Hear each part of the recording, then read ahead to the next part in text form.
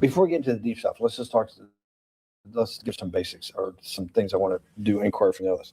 Walk me through the Santa Fe Institute. What was it about the time of the math? And this was in the late 90s. So they're not going to hear me on this part, right?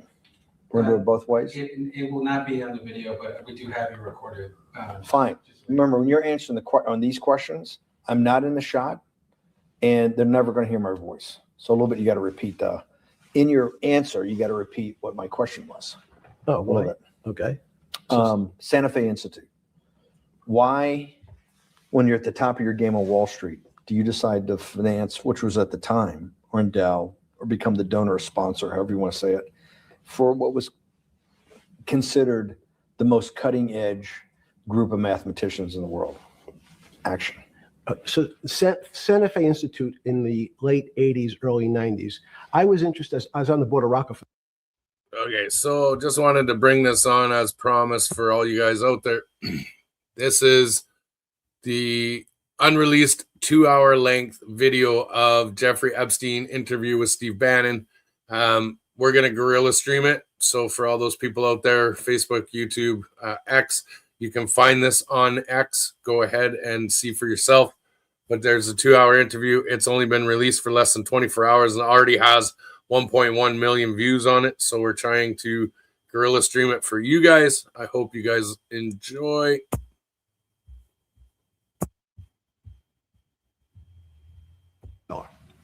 So that starts Rockefeller University, formed by John D. Rockefeller to sort of give back to the community.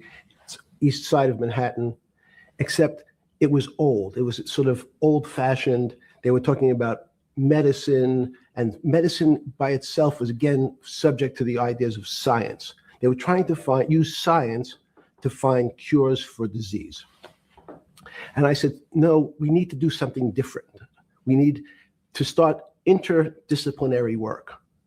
In most, how did a schmuck like you get on the board of Rockefeller? What year was that? I don't remember. Late, I think 89 and 91. So that's one of the most prestigious research places in the world, correct? Yes. Okay. How did a guy like you get on the board of a blue blood, internationally known, hard research, Nobel Prize winners all over the place? How do they pick a guy like you, a trader from, or basically some guy from Bear Stearns? Good question. So I was asked to be on the board of Rockefeller, and I think it was, I was on the board of Rockefeller. There was a money manager who said, Rockefeller needs someone with financial expertise because the university is growing and there's lots of new things. You have to, again, we go back to the original discussion the last time. Up until the mid-'80s or sort of mid-'70s, the most important thing was your name. If you were Rockefeller, you already were considered to be brilliant. If you were head of General Motors, it was your reputation. It was who you knew, who your family was, what was your character. And then in the mid-'70s, basically, if you remember, you probably had a calculator. It was very advanced in those days to have a Texas Instrument calculator, where it could, by putting in the numbers, it would multiply for you to do square roots. And that was the first, and everyone who had a calculator was already advanced on Wall Street. A simple almost like your accountant. The most important parts of business were really now going to calculations. So it's not only mathematics, but it's things that could be calculated. Reputation couldn't be calculated. I could give you, are you a 10 on a reputation scale, an 8? What does it mean to have a measurement of your reputation? We'll get to that later. But places like Rockefeller needed someone to say, look, we're entering a different world where numbers and the numbers of companies, portfolio management was going to be balanced. It was going to be statistical. Jeffrey, could you come on the board? potentially sit on the finance committee, Nancy Kissinger and a bunch of other people. And David Rockefeller and I got along very well. He was this unbelievable human being. Respectful to everyone. He introduced his driver as his colleague, not his driver. He would never say, this is my driver. He said, it's my colleague. And David started to explain to me world politics. So David would say, Jeffrey, money is going to be sort of the most important things. People don't understand money. You seem to have this knack for money. I said to David, tell me about your life. What was the worst and the best part of your life? So David said, when I grew up, everyone knew I was a Rockefeller. They didn't know that my father told me he would not leave me a dime. No money. But every time we went out to eat, me and my 5 friends at school, they would leave me the bill. They would expect me to pick up the check because I was a Rockefeller. And he said, I was chairman of Chase Bank. And he said, I remember like it was yesterday, one of the headlines in Time magazine said, David, please fire yourself. So he thought that there was a world that existed that would be a combination of both politics and business and leadership. What do I mean? He formed something called the Trilateral Commission. The Trilateral Commission is some spooky stuff. People said it was some of the people the Illuminati, there's some mystery about it, people that ran the world. It was politicians, but David said most countries, the politicians get elected for 4 years or 8 years, separate from the royal families in England or in the Middle East. Someone's there for 4 years and then they're not there anymore. The most important people to have stability and consistency would be businessmen. So he formed this Trilateral Commission of businessmen and politicians from 3 major continents. So it was the North Americans, the Europeans, and the Asians. So he said to me, would you like to be on the Trilateral Commission? Now, I was 30 years old, 32 years old. I said, great. And he said, well, you have to fill out this so they have your bio. And I looked at the list of people, and it was Bill Clinton, former president of the United States, Paul Volcker, every great leader in America, the Asians, the Japanese, and with a very long description of their history. And they asked me to fill in what I would like to have written. And I wrote Jeffrey Epstein, comma, just a good kid, which I thought was funny. Nobody else did. So answer to your question, at that time, I recognized around the world that monies and currencies were not really well understood. But again, it was only numbers. So numbers, and I'll get to the fact that it was bad thinking. Numbers are very good. Are most people that you meet, even on Trilateral Commission, when you meet most people, do you find most leaders financially illiterate, economically illiterate? Most political leaders don't come out of a background of finance. Most political leaders come out of a background of being popular. So in some of the countries, in some of the African countries, for example, they might have been a military person. They were a general. In some of the African countries, they might have been a disc jockey. Or in our country, they would have been an actor. The knowledge of money they don't have expertise. They have no degrees in finance. They really, and this is one of the major problems. Their expertise, if they have any financial knowledge, is of their own checking account or bank account and filling in their own taxes. So many world leaders who don't really have a financial underpinning make fundamental errors when it comes to money on a country or institutional level. Let me give you an example. If you, Mr. Bannon, if I said your assets increased last year, you'd say, that sounds pretty good. And I'd say, what does that mean to you? You'd say, well, I have more money. I guess I'm wealthier. I'd say, yes. And if your debt increased, would you feel wealthier or poorer? You'd say, well, I don't want to have increased debt. I don't like the idea of that sound, increased debt. Now, that and world leaders understand when their assets go up, they feel better. However, institutions like banks, things that people don't really understand are financial underpinnings of banks. When I say your bank, Mr. Bannon, you have the Bannon Bank, you doubled your assets. Sounds good, but what does it really mean? It means people owe you more money. You don't have any more money. What? Yeah. A bank's assets are how much it is owed by other people. That's crazy. So if the bank goes from a $2 billion of assets to $10 billion, it means people owe it an additional $8 billion, but their assets have gone up. So the terminology of assets and liabilities is different for banks. It's not natural. And what most people, and you ask questions about world leaders, there's many people, I think your old boss Mercer understood, there's a fundamental part of money which is called fractionalized banking. And fractionalized banking is something that finance people understand, and the people on the street, and when I say people on the street, that's where I was when I started on Wall Street, would find it impossible to believe. Impossible. Why? Bannon Bank, I give you $1, just one single dollar. In our system of banking, I would say, okay, Steve, I gave you $1. How much can you lend out to your friends? And your natural reaction would be probably something less than $1 because I want to keep something in my pocket. The way our system works is if you as a bank are holding my dollar, you can lend out an additional $8 or $9.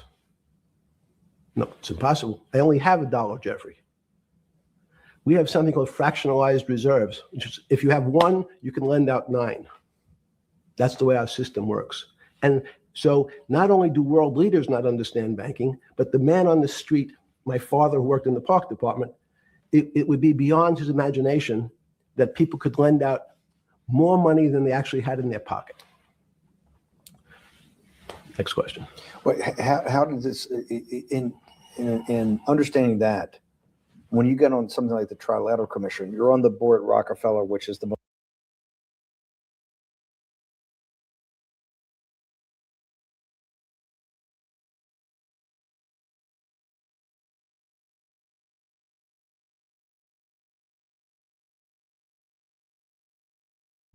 So guys, all I'm trying to do here is I'm going to show you this video. It's up. It's just been released yesterday. It's been down for 24 hours.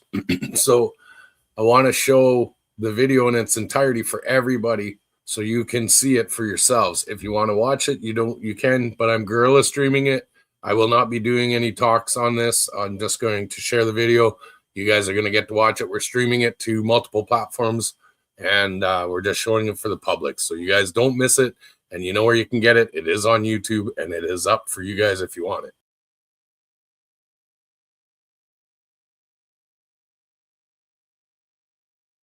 most advanced research. You get brought into the Trilateral, which is the elite of the elite. How, since you're only at that time 30-something years old. 8 years from teaching at Dalton, right? You're Dalton. No, 10 years. 10 years teaching at Dalton. Yes. Walk us through. I mean, put us in the room. Walk me through exactly what it felt like. What it felt like being on the board at Rockefeller. You got these Nobel laureates, and you're sitting there making decisions, and you start to meet these people at Rockefeller. And you start to meet these people at the Trilateral Commission. What did it feel like? It's a great question. So what did it feel That's like? what I'm in the business of asking. What does it feel like meeting some of these people like Kissinger or Rockefeller? And those are two extraordinary people. But in general, I think the question, the people on Wall Street, I tell the story, the first day, one of the first days when I was in Wall Street, someone said to me, "Would you like to buy ATV?" And I was looking in the brochure and I couldn't figure out what stock had a symbol of ATV. And when I finally said, "Well, I can't find it," and they said, "What's the matter with you? Do you want to buy ATV?" Which is, he was selling hot televisions, stolen televisions from the floor of the American Stock Exchange, referred to in common parlance as the televisions fell off the truck. So I knew what that phrase meant from Coney Island. But what I found was most people, be it in business, in normal life, or in the world leaders, don't really understand money. It is something they think about. They have a sense of what it is. They certainly want more of it. But they also make statements like, "We want more money, but we don't want more debt," which just shows a misunderstanding of what money at its core really is. So most people don't, they want to make it, they want to save it, but to understand it intimately is not a normal characteristic. At the first trilateral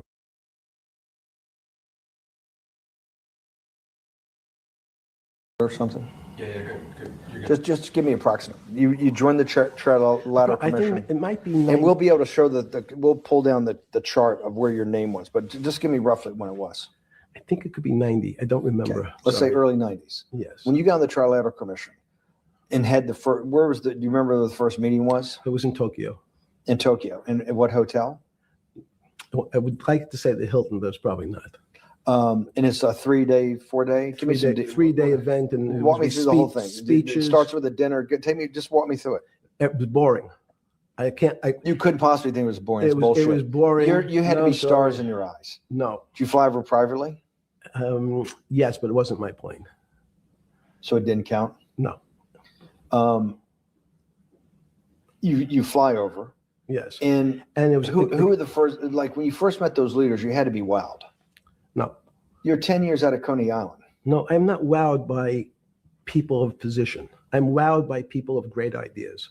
And I don't care if it's the bus driver.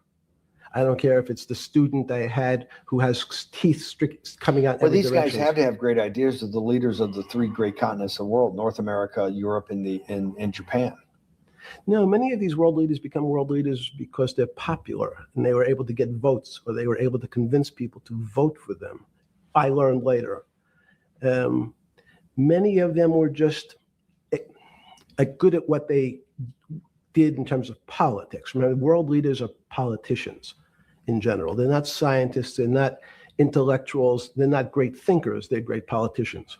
At the first Trilateral Commission meeting that you remember in Tokyo in sometime in the early 90s, do you remember what were the big issues of the day that they were talking about, and what did you think about it? Yeah, in fact, it was funny because they were talking about inflation, and they were worried that what would happen, how do you control inflation? And as a mathematician, I didn't understand the concept. I don't understand the concept today. How's that possible? Well, when you talk about most things to do with money, money is meant to be local. It's US dollars. Then I understand what it means. If inflation, it means my dollar today inflates and it doesn't buy as much as it did a couple of years ago. The prices go up. It seems that everything is great, but in fact, my dollar is shrinking in value. And you're the financial genius here. I'm just a lowly M&A guy. Sure. If you let me finish the thought. Go ahead. So if you're in America, you can feel inflation. Your salary's gone up, but you can't buy the same car. In fact, it starts to feel weird because the value. That's why I wanted to ask the question. This is my point. Sure. The people who live and breathe this, the central banks, have been haunted by the specter of inflation since the late 70s. Yes. First off, tell our audience, how did that happen? The two great financial events in the 20th century, I'm not going to get to the 21st, were the great inflation in Europe after World War I, the Great Depression, the hyperinflation in Germany that led to the rise of Hitler, and then this inflation in the mid 70s. What was, before you go to explain inflation, why is this specter of inflation always the central thing in central bankers' minds? Because it goes back to this, the first concept I said, the weird concept of fractionalized reserves. The system is not well understood. And most systems, in fact, are not well understood. We don't know how our digestive Hold system. stop. This is I impossible. understand. This is impossible. The world banking system, the world currency system, the world monetary system Yes. has to be so well understood by the Greenspans of the world and the Bernankes of the world and you, right? The currency traders, the guys making billion-dollar bets every day, the legendary guy on Wall Street in the late 90s, Versalin brothers. Lou Ranieri? No, the guy that wrote the money. Michael Lewis? Marius Poker? Yeah, Liar's Poker. Who's that about? That great trader. Lou Ranieri. No, it wasn't Lou, the guy that ran the desk. Yeah. That eventually ran the hedge fund that went long-term capital. Yes. I don't remember. Who's the guy? I want to say, I don't remember. I'm sorry. Lou Ranieri is big, but Yes. those guys have to understand the system perfectly. No, they don't understand the system. They understand the local part of the system. So, for example, why is not only inflation, most bankers are terrified if the public understood that the bank really doesn't have their money at any one time. It's one of the things during the Depression, there were runs on the bank. The reason the banks don't keep much money in the actual bank is they assume that not everyone's going to want their money on the same day. So it's not really the fear of inflation. The fear is a run on the bank. Everybody wants to take out something that doesn't really exist. Inflation is tied to interest rates. It's a more complicated example. But when your money doesn't buy the same amount of product this year than it did last year, if it buys less and less, like it happened, you used the term hyperinflation. There's certain countries that are not managed well, like in Africa at the current, a $100 billion bill in Zimbabwe is worth 1 American cent. That's the perfect example of hyperinflation. It goes up, it doubles every day.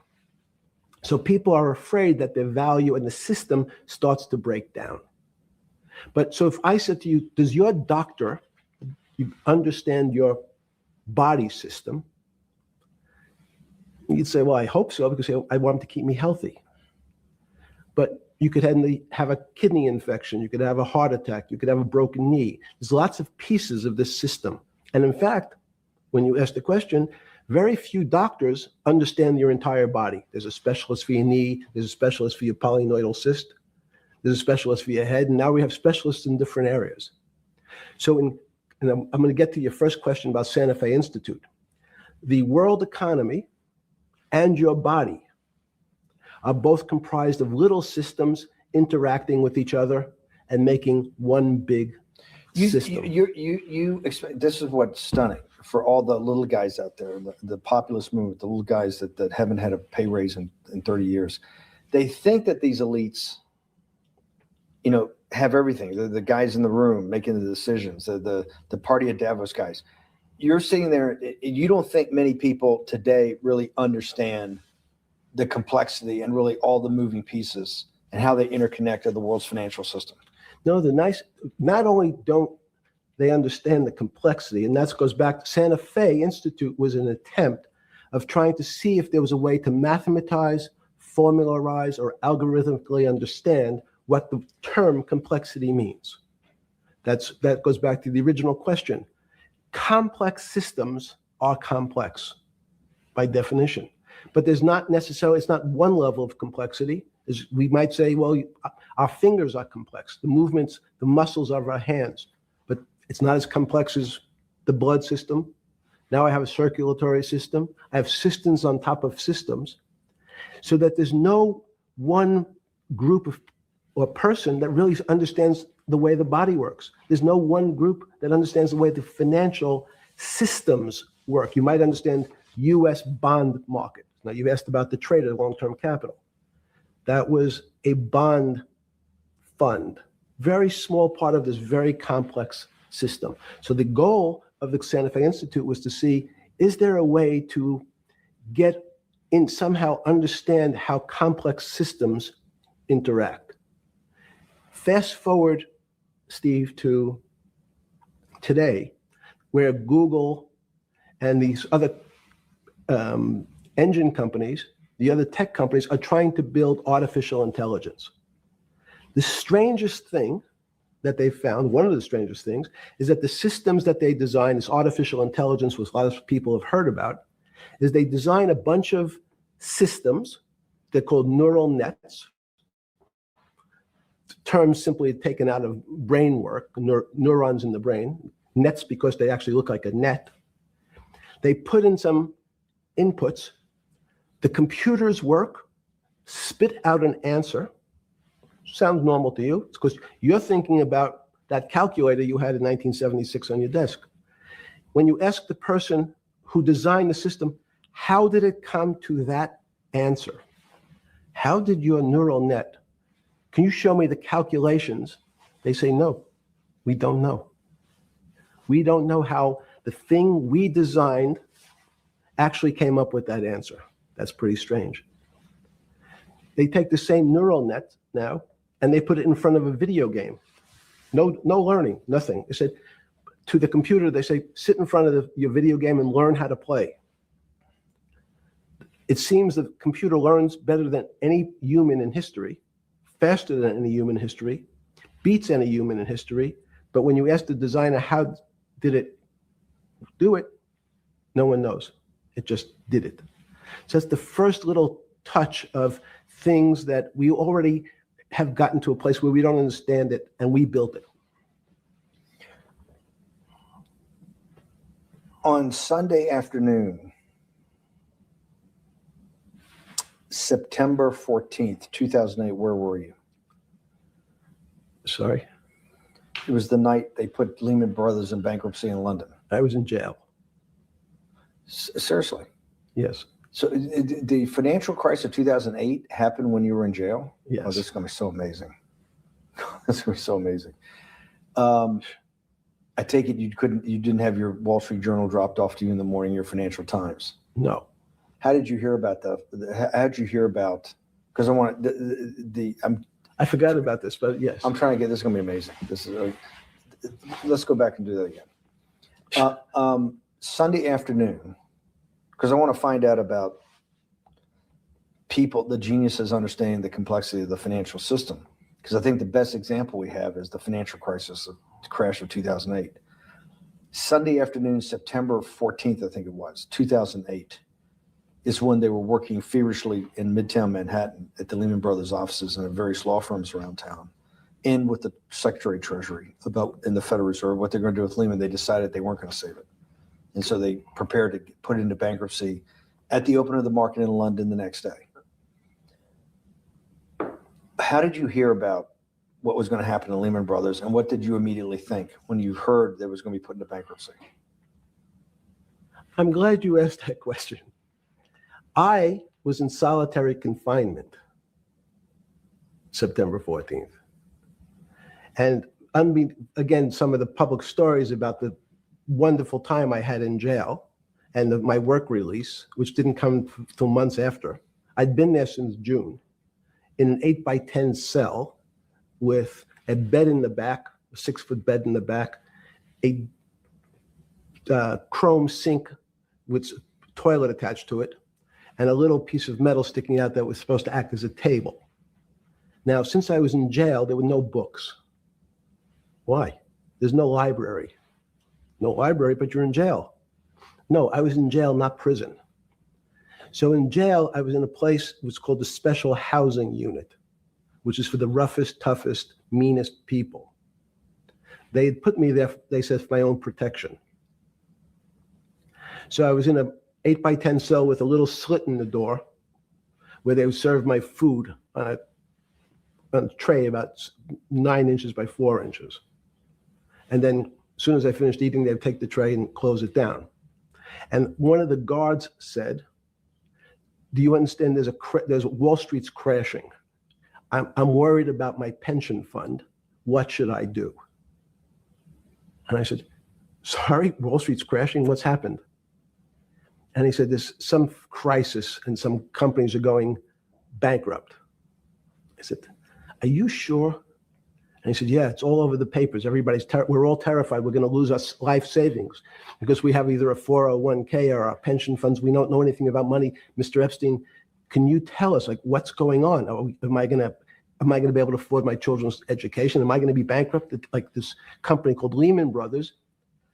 And there's another company in the front page today called Bear Stearns.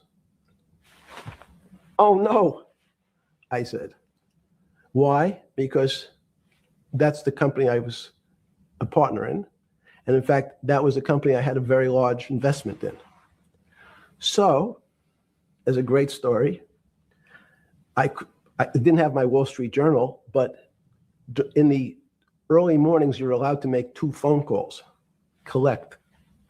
And when you pick up the phone, you can dial a number. And when the person picks up, they say, you're getting a call from the Palm Beach County Jail. Will you accept reverse charges? And the person either says yes, and the call goes through, or the person says no. The person I had called was Jimmy Kane, the president of Bear Stearns. And I said, tell me what's going on. And so that my knowledge of the financial crisis happened with Jimmy, who was at the center of the storm, telling me about what Lehman had gone under, and they were trying to figure out a way, should they bail out Bear Stearns? Did it strike you at the time of the mess you had made of your life to be in a situation that you're one of the greatest financial minds in the world, looked at by world leaders and asked your thinking by the most prominent and important people in the world, and here you are in solitary confinement. You got to make a collect call to somebody. Did it strike you at the time how all the threads of your life had come together and put you in a position, or you had put yourself in that position? No. So it never struck you when you had to make one of your 50% of your collect calls that day, you call the president or the head of the CEO of Bear Stearns, the biggest financial event in your life is taking place, of which one, every important person in the world would be seeking your opinion. Number 2 would be a once in a lifetime opportunity to apply your craft. Number 3, it would be a once in a lifetime opportunity to make money if you were smart, and obviously you're smart. You're telling me here, truthfully, that it never hit you at all of how you'd ended up in a place where you had to make a collect phone call from a jail cell that was 6x9 with a steel bed and your food being passed in through a slot. The question you want to ask is, who was the other call to? Okay. Who was the other call to? The other call was to my friend at JP Morgan, who was then, I didn't know at the time, trying to buy Bear Stearns. So at one point, I had 2 phones. It was difficult because they're afraid people are going to hang themselves with the phone cord. So they don't actually come together and they're pretty short. So I was actually going between 2 phones talking to Bear Stearns and JP Morgan at the same time. So I found it amusing. And it never struck you about how to end up in a situation like this? No, that would be probably means I would be too self-aware. You can't possibly expect me to believe this. I know. I don't believe it. You're telling me that during that day, you never had a moment. You sat there and go, what the fuck have I done with my life that I'm in a 6x9 jail cell when I should be on a trading desk, or I should be in my $250 million greatest townhouse in New York City, taking calls from the king of Saudi Arabia, the president of China, the head of Russia, the president of the United States, to save the world's population from a financial debacle. You honestly expect me to believe that never happened? You're suggesting I was somewhat depressed, and how could this happen to me? I'm not saying depressed. I'm saying a moment of awareness of how could I get myself into this situation? No, I would just say how strange that this happens. It's strange. I'm wearing a jumpsuit and flip flops. What color was the jumpsuit? Brown. Brown. Brown jumpsuit. Yes. I notice I don't see you in a lot of brown. No. Brown jumpsuit and flip flops. Flip flops. Yes. With no access to books, no access to newspapers, No access to anything You had lived on information. except my almond joy bars. I had extra almond joy bars. Did you eat almond joy bars and things like that because you're afraid of what the cooks did to your food? Yes. Is that because of that you were in for the crimes that you were in for? No, it was just in fact, I It was was because you're wealthy? Yes. How did you know that? Well, people would constantly come if I was passing by or have to go for my medical. People would either ask to borrow money or make some other types of comments about. And In the beginning, what were the comments? At the beginning, what were the comments? it serves you fucking rich guys right that you're here next to me. There was nothing about your crimes. No. So all this rumor you hear all the time about people in prison that commit the type of crimes you commit, you're saying in your personal thing is not true. No. It was all because you were rich. Yes. And it was all because they wanted to borrow money. Or get advice. Yes. Where they get advice to go long. Yes. You're telling me is this time to buy? You're telling me in solitary confinement they're interested in going long. Yeah. They want to know What does that say about human nature?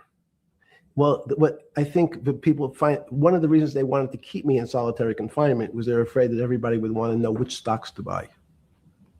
But what happened was after this crisis, now it's on the front page of every newspaper. I don't want to lose this day. Sorry. When you first heard that,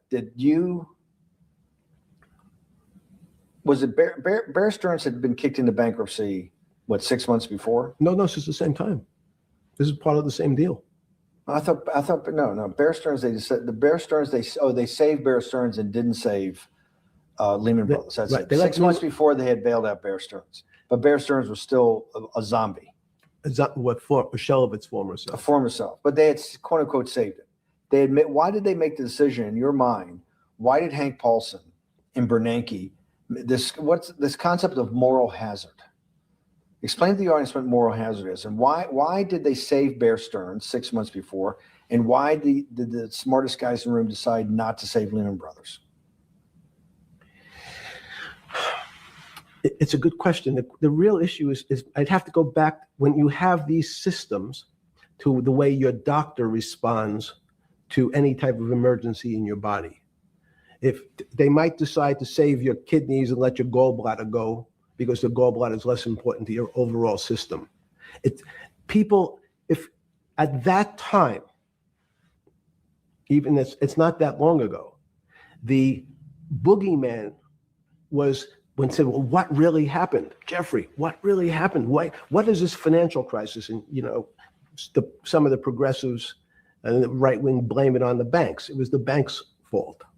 And it's the fault of this very esoteric, unknown concept of derivatives. It was really the derivatives that caused this financial crisis because the derivatives got somehow out of control and in the Mickey Mouse. And that was the way you started your road to a billionaire went right through derivatives. Yes. But derivatives were not the cause. Derivatives were not the cause at all. It's like saying your hair was the cause of your heart attack because it was on top of your head. So what was the cause? There isn't, let me say, there's no one specific cause. These are system collapses. So many times when they have to make your death certificate, when you say, well, what did he die from? They'll say heart failure. But if you say, what was the cause of his heart failure? Well, he had low blood pressure, his sugar was high, he was diabetic, he had all these other problems. They say, no, we need a word on your death certificate. Did he die from brain damage? Did he die from heart failure? That's the financial crisis. Many people said, well, what caused it? They wrote on its death certificate, derivatives. But derivatives are not a fundamental cause of anything. Was it Sunday or Monday? I take it was Monday morning when you made your 2 collect calls and you're talking to Bear Stearns on one hand and Morgan Stanley on the other. JP Morgan. JP Morgan. That was Monday morning. Did you, Jeffrey, being one of the financial geniuses in the world, did you understand what Lehman Brothers going into bankruptcy, the domino effect that by Thursday, the financial system would be under such extremis that if it didn't have $1 trillion cash infusion in the United States, it might collapse? Did you know that at the time? Did you view that at the time? Yes. You did? Yeah. Why? Again, I don't want to bore you or the audience with the idea of it's a medical procedure, but you had system failures. So you'd recognize that if I said to you, did you realize when your father was on the ground and he was clutching his chest and he couldn't breathe, it was a bad situation. He could die.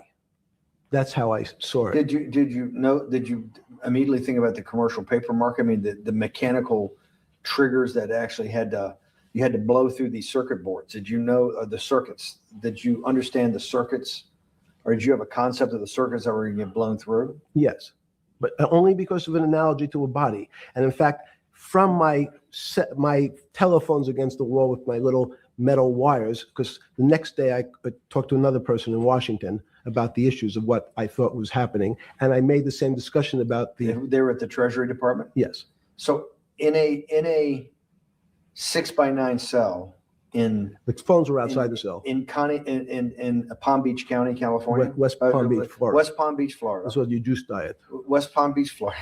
West Palm Beach, Florida. West Palm Beach, Florida. You're making a call to Washington D.C. to talk to some deputy secretary of Treasury. Someone in Treasury. Right. Someone in Treasury. Right. And that does not.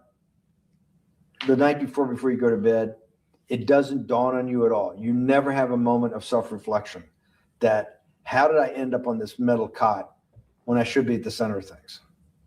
No, I had a telephone. So I said, I can talk to, it makes no difference where I am. In fact, I'm still talking to the same person if I was at my home in Palm Beach, but I'm the here in difference your jail. home in Palm Beach. I can dial my own phone. That's bullshit. No, but you can also make 1,000 phone calls. Here you got to make one, and he's got to take. Think how much better that was. I had to decide who was the right person to call. That was unusual for me because I would have called 20 people. And before. what was the advice you gave? I said, you have a sick patient.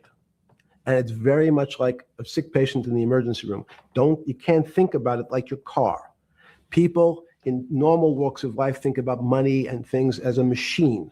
And unfortunately, so if your car breaks, cars are always easy to fix. My jets, my cars, if it breaks, I know it can be fixed because it simply follows the same pattern. If this part breaks, you replace the part and the thing works again. People and the financial system are not machines. They can't be fixed the same way. You can't simply take out put some more juice into the commercial paper market, and that's like replacing the carburetor on the car. It's much more, I have a patient who can't breathe, has a stomach problem, can't see, looks bleeding at the same time. What do I do first? I have to think about it as a system. Where's the most logical place? What's the most dangerous place? If your heart stopped, we have to start your heart again. In the equivalent to the money market, why do I have to start your heart again? I need to get your blood flowing. If your blood stops, you're dead. If liquidity, which is the equivalent of blood in the financial system, dries up. Once liquidity is basically cash, putting cash into the Forget system. about what it is. Okay. Liquidity is liquidity. It allows the system, it's the blood of the system. You need to pump blood hard into the body of the economy to keep it flowing. And if you're, especially when you're worried about someone dying, you're not going to be worried about the niceties of, well, you got the shirt dirty and there was some damage. Pump in that blood, keep that heart When you pumping talked to the person in Treasury on Tuesday, the 16th, did you get a feeling as you were sitting in your 6x9 jail cell in West Palm Beach, Florida, that they were on top of things? No, you can't. It's impossible to be on top of things. There's no such thing. It's again, the doctor watching the patient die, you hopefully have some confidence that he's seen it before. He recognizes that there are some steps he has to take first before he bandages the guy's finger or worries about what shoes he has on. So you hope that the people in charge, your doctors who are working on the emergency patient, have enough experience and, frankly, judgment to try to keep the patient alive. Did you think that they had those things, patience and judgment? They had pretty good judgment, and you needed a lot of luck, just like in the dead patient. You need to, hopefully you put that blood in and it's not too late. And you make some mistakes, but you have to know you're going to have to give it a shock. In the run up to the September crash of 2008, Yeah. I guess you weren't occupied with finance. That whole summer, how long had you been in jail? I went to jail June 30th. So the entire summer. Yes. Before you went into jail, you were still very active in the financial markets. Yes. When you say active, you trade currencies every day, you trade stocks every day. When people, I don't do any. someone like you, or you give advice to people to trade stocks or trade currencies. I don't trade every day. I think that's like Woody Allen said. You can't beat the bank. So I try to pick my spots. George Soros picked his spot when the pound collapsed. This would have been a great money-making opportunity that passed me by when I was in jail, but that's not how I think. In the run-up to that, in the spring of 2008, that's when Bear Stearns got in problems, I think, in the spring of 2008, and they decided to bail it out. Did the Bear Stearns guys talk to you for advice at that time when the big crisis in Bear Stearns? No, but see, again, unbeknownst to most people, and it's easy to blame people for the financial crisis, like you'd blame someone for giving your father the drink before he had his heart attack. But what really happened, the real enemy of the finance system was Bill Clinton.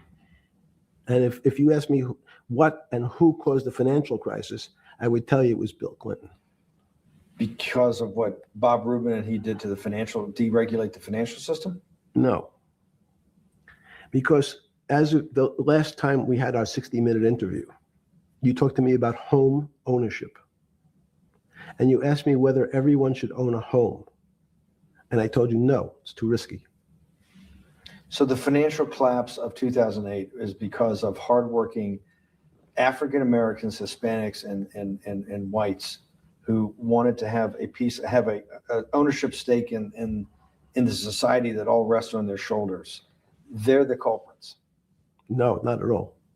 Okay, then I didn't say they were the culprits. I was pretty clear it was Bill Clinton. Okay. And why was it Bill Clinton? Because Bill Clinton wanted to get votes from those people. And he sold them the idea that instead of renting in a house, and historically the values of houses have gone up, and he said, you guys in these local communities who haven't been able to afford a house before, I'm going to show you a way. I'm going to give you a way because I'm sure I'll get your vote that you can own a house because I want your vote. So what we're going to do is I'm going to let you buy a house, Mr. Bannon, when you really, you're right on the border, maybe, or not even on the border. Your credit is not good. Okay, let's be honest. And it's not my fault. It's not Bill Clinton's fault. But if whatever happens, at the moment your credit score or whatever it is, your credit's not good. Now, normally, you come to me and want to borrow money. I'm a bank. And I say, I'm sorry, Mr. Bannon, I can't lend you money because your credit score is not up to where it needs to be. Hopefully, if you work harder and clean up some of your problems, it will be. But no, what I say to you is I'm going to figure out a way to lend you, not give you. I'm going to lend you money anyway, though you don't have a good credit score. And don't worry, I'm going to get rid of the term that you don't have bad credit. Bad credit sounds pejorative. You don't want to be a person. Sounds judgmental. Yeah, it sounds judgmental.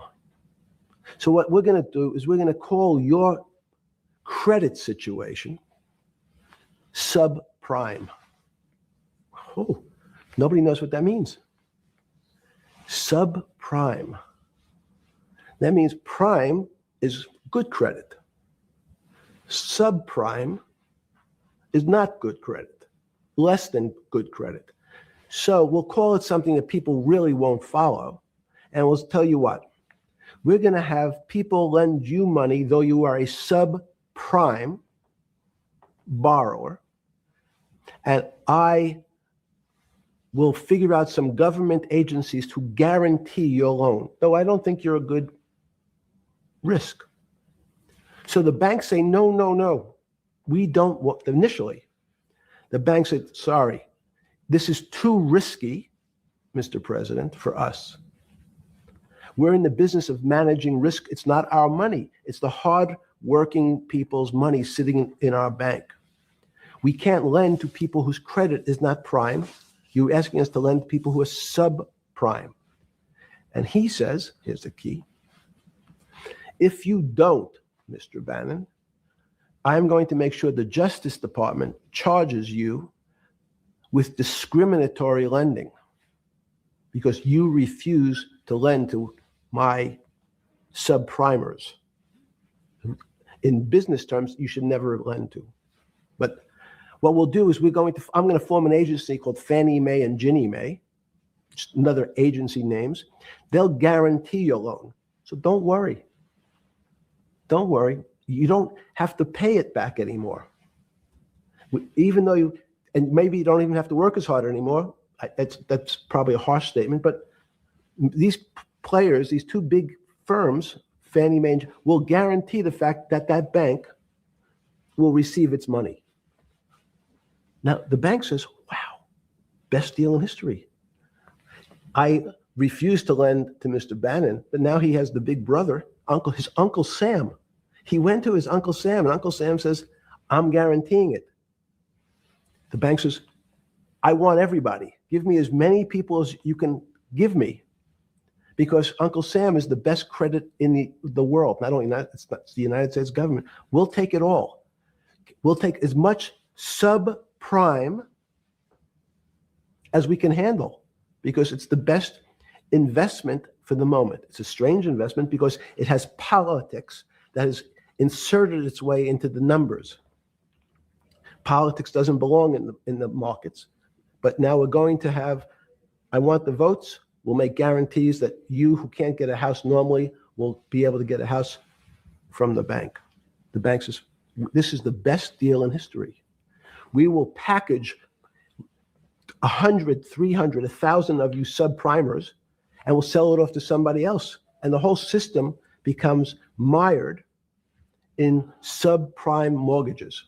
That's becomes the What do issue. you mean mired? There's just too much supply. It's a supply demand problem. You get too much supply. No, it's a very good question. What does too much supply mean? Well, then you get to people, go back to your first question to me.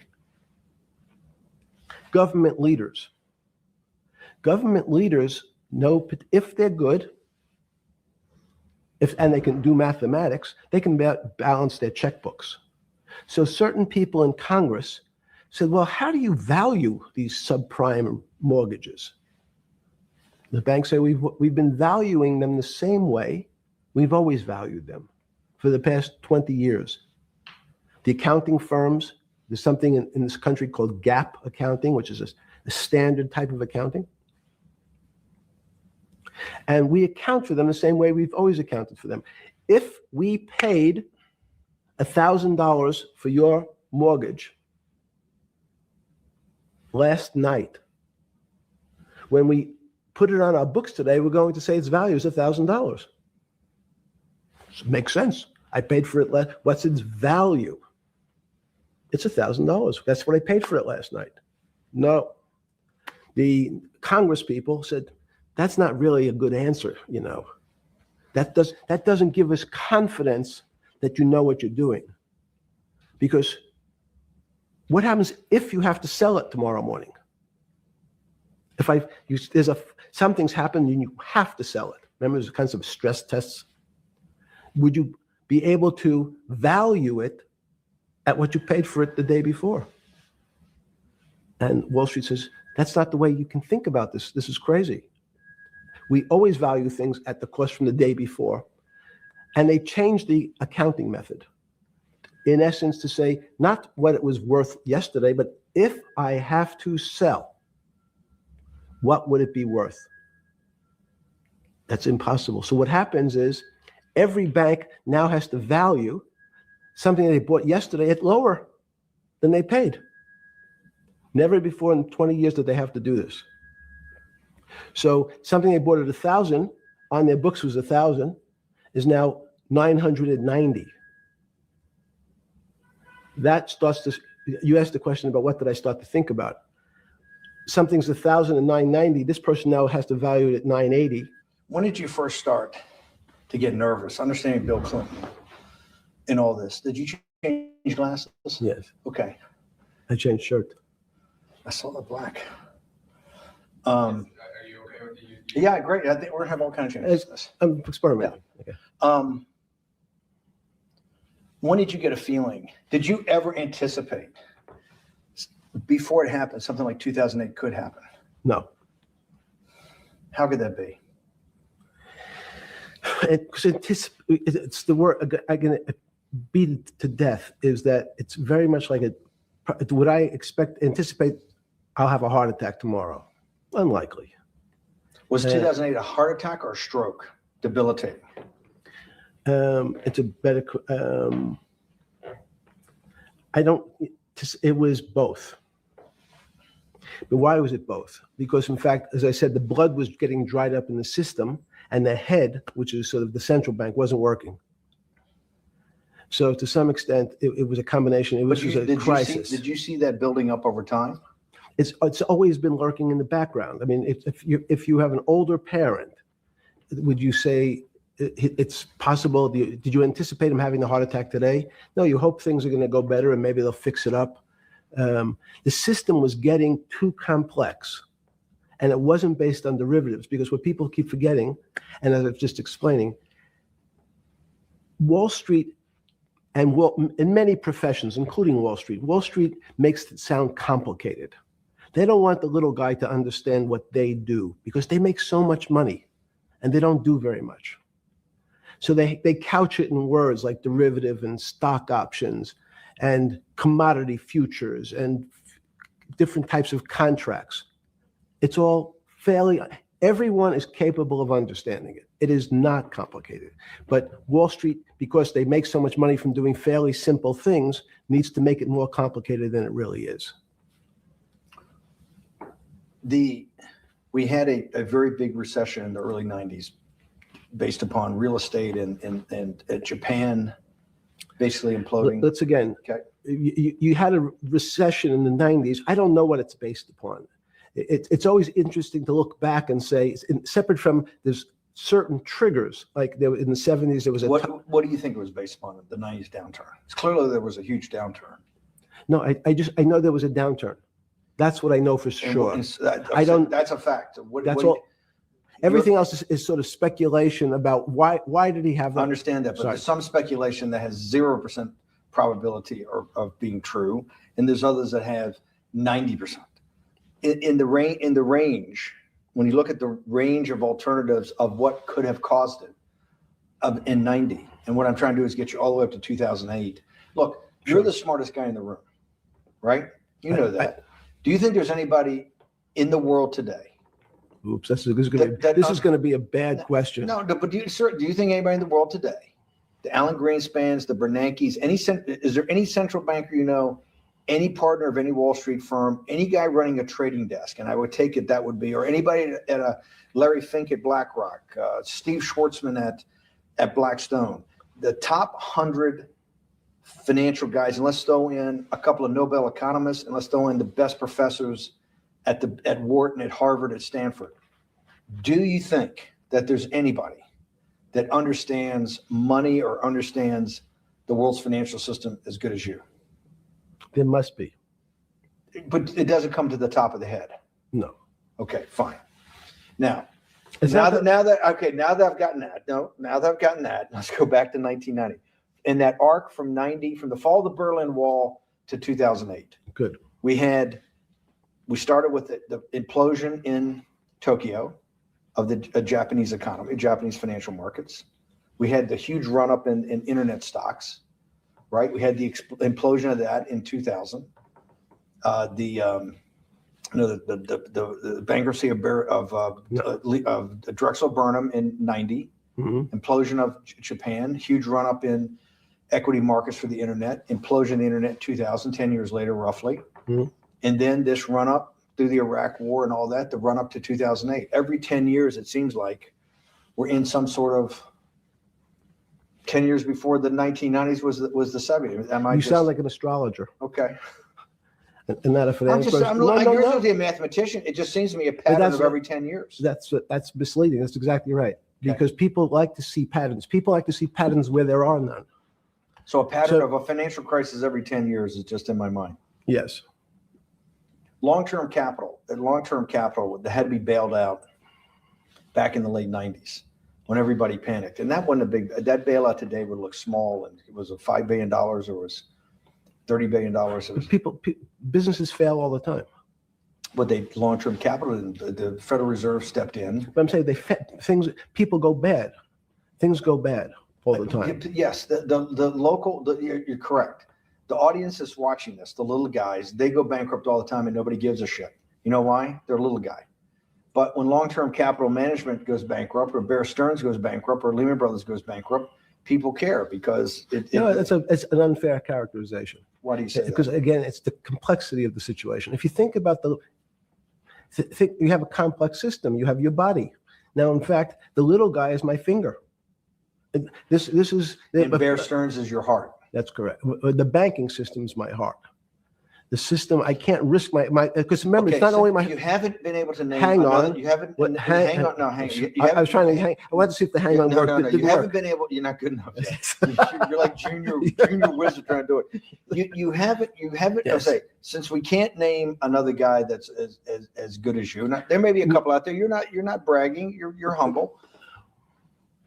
It had to be sometime. Please tell me there was some time before you went to jail and basically got cut off from daily information in the summer of 2008, that you started to get very nervous that this complex system, that something was deeply wrong. Okay, first, let's go back. When I say no one understands the system better than I do, it doesn't mean I understand. You always sound like a doctor. You're afraid he's going to get sued for giving a thing. Yes, you're not taking on any liability. There's no contingent liability here for your answers. No. But the word understand is the problem. Okay. I don't understand the system. So I don't understand the financial system. Please stop. You cannot sit here and tell me. No. What we just went through, I'll go through again. The hedge fund managers, the money managers, the central bankers, the commercial bankers, the heads of the investment banks, the heads of all the trading desks, the top economists, and I'll throw in the business school lecturers at Stanford. Of all the top 200, 250, you can't name at the top of your head the guys are at least at your level. You have to understand it somewhat. No. Sorry. We all don't understand it. No one understands it. It's a miracle. It's that's part of the problem. It's impossible to understand. That word understand simply means if this happens here, that will happen there. It's predictable. Understanding means it's predictable. It's not predictable. That's the problem. It's in complex systems, that was the fascination. Is there a way to tease out some level of predictability? So in fact, you would ask the question, it's a great question, which was it a stroke or a heart attack? Now, most people don't know that before they were going to have a stroke, they had a stroke. They just have a stroke. Do they understand why? In hindsight, you go back and you can make lots of explanations that might sound good. And if you're talking to the working man, you're using language that he'll never understand. It's complex. So he, just like going to his doctor, he says he has a gastrointestinal problem or he has diverticulitis, as opposed to saying, you had a stomach ache, you ate bad food. People don't like to say it in normal everyman terms. The system had a stroke, but we don't know why. But you just, okay. Hardworking people, and there's a great social benefit, would you not agree, with people having ownership in the system? When you say ownership in the system, it doesn't mean. Let's start over. Okay. So flip over your phone too, because yes. I don't want anyone to see it on your phone. So maybe flip it down or something. Yeah. Yeah, who knows what the fuck comes up with that phone? That's correct. Which one has sent you? KSA. I can't not believe I've got the magic moment when you're in fucking prison or jail, wherever the fuck it is, It's in crazy. solitary. Now, there's a funny part to that we missed, which is So said, go ahead, tell it. the funny part is Yeah. what you asked me. Is there anything funnier than that? No, For no, black humor, I don't make any black comments. Sorry. You asked me what I was wearing. That's right. You're too wrapped up in the Me Too movement. Yes. So I was wearing a brown jumper and a brown pair of pants given to me by the jail with the word trustee on the back. Because you had qualified to be a trustee? Well, the funny part was it was spelled Trusty. So I wasn't really sure. I'd been a trustee in many different operations, but it was the first time it was actually printed on my back and spelled incorrectly. Probably had a higher level of being a trustee at that than you had at all the boards that you were trustees, right? Yes, because the trustee meant you get two devices to clean your toilet as opposed to one. Yeah, but it also meant that you had some sort of personal fiduciary own responsibility for oneself, right? In the jail? You Well, mean? that's what being a trustee is. That's where they give you two. Yes, you get two cleaners. I was a trustee in the jail because I was able to teach some of the kids to help them get their GED. So that's how they gave me a trustee job. There's no time. I got to go back to this because I'm like a dog with a bone in this thing. Yes. You can't. There's something deeply fucked up with you.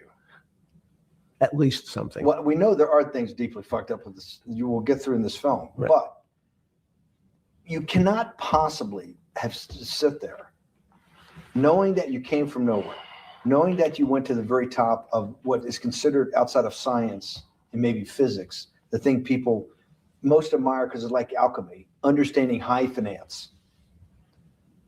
To sit there in what will be the defining financial crisis of our time, like Black Friday or Black Yes. Monday, whatever it was, in the Great Depression, and be there at that exact moment, triggered in part by a firm that you used to be a partner in and knew intimately well, and it created much of your initial net worth because of, and know that you couldn't, someone who lives on a phone, right? Yes. Because you do live on a phone, right? Correct. You had to make just two collect calls. You cannot tell me sometime during that day you did not have that conversation with yourself of how the fuck did I do this to myself to put myself in West Palm Beach in a 6x9 cell with a metal fucking bed with a brown shirt that said trustee spelled wrong.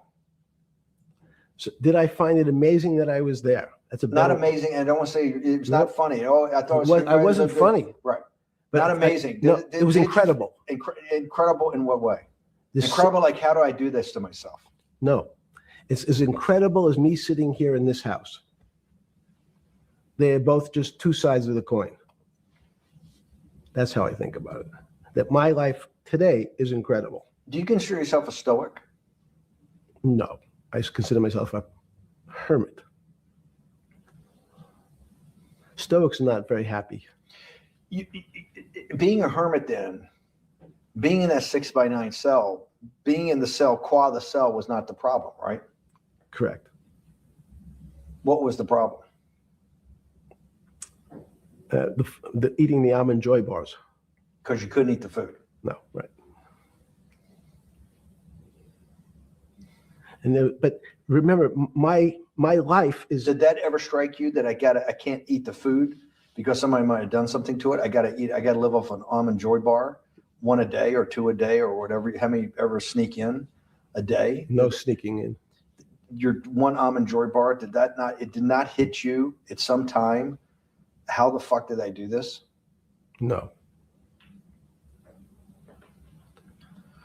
Let's go back to the spring of 2008. Were you so wrapped up in your personal issues at the time you were not spending enough time on the financial markets, or were you deeply involved in the financial markets like you normally were? No, I was involved. And so we're saying that the smartest guy in the room didn't see it coming. No, of course The not. bankruptcy of Bear Stearns, you just thought was a Bear Stearns problem. You didn't see it as systemic. I know you keep harping on it, but it's not Because you're a mathematician and understands systems. I- It seems that anybody that understands that they had a systemic problem, you at least be the first on the early search radar.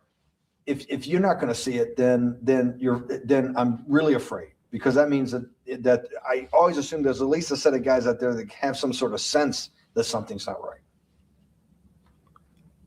Imagine the guy who has a stroke or had the heart attack. When you ask him, did you feel funny the day before? He's going to tell you, yeah, I didn't feel right. Something was off. I didn't feel right. I had my stomach was right. I felt a little dizzy. I felt a little weak.